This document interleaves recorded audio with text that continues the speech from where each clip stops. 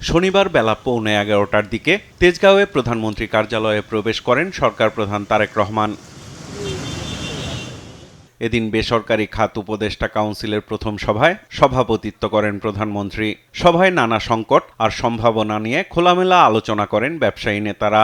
ব্যবসায়ীদের সংকট সমাধান, ব্যবসার পরিবেশ স্বাভাবিক রাখার পাশাপাশি বিনিয়োগ বাড়াতে গুরুত্বপূর্ণ নির্দেশনা দেন প্রধানমন্ত্রী তারেক রহমান।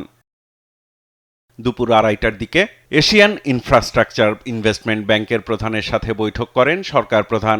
বৈশ্বিক অস্থিরতায় সৃষ্ট জ্বালানি সংকট মোকাবিলা, নবায়নযোগ্য জ্বালানির ব্যবহার বাড়ানো সহ উন্নয়ন খাতে সহযোগী হিসেবে বাংলাদেশের পাশে থাকার প্রতিশ্রুতি দেয় ব্যাংকটি।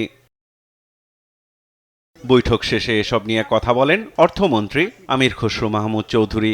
জ্বালানি সংকটের কারণে যে চাপ সৃষ্টি হচ্ছে অর্থনীতির উপরে, বাংলাদেশের উপরে সারা বিশ্বের সব দেশের উপর এই চাপটা সৃষ্টি হচ্ছে। এখান থেকে বের হওয়ার জন্য আমরা বাজেট সাপোর্টের সম্বন্ধে আলাপ হয়েছে এবং তারা সম্মত হয়েছে, তারা বাজেট সাপোর্ট দেবে।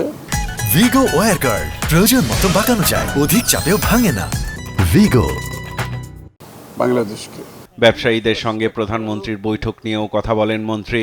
আজকে ব্যবসায়ী নেতৃবৃন্দের সাথে বসা হয়েছে, তাদের কাছ থেকে উনি শুনেছেন যে বিনিয়োগের পথে বাধা কোথায়, তাদের বিনিয়োগে বাধা কোথায় কোথায় পাচ্ছে, এগুলোর সমাধান উনি করতে চান, খুব সহসা করতে চান এবং এইগুলো শুনেছেন। কিছু কিছু সমাধান অন দ্য স্পট দিয়েছেন, আর বাকিগুলো আলোচনার মাধ্যমে সমাধান দেওয়া হবে। সব মিলিয়ে যুদ্ধের কারণে সৃষ্ট বৈশ্বিক সংকটের প্রভাব কাটিয়ে ওঠা সম্ভব হবে বলেও আশা প্রকাশ করেন অর্থমন্ত্রী আমির খসরু মাহমুদ চৌধুরী। আমরা সহযোগিতা পাচ্ছি, মাল্টিল্যাটারাল বডিগুলোর থেকে সহযোগিতা পাচ্ছি এবং আশা করি এগুলোর সাথে সাথে আমরা দেশীয় সম্পদ দিয়ে সব কিছু মিলিয়ে এখনো পর্যন্ত তেমন কোনো সমস্যা হয়নি। আশা করি আগামীতে কোনো সমস্যা হবে না। সাইফুল রিপন, দেশ টিভি, ঢাকা।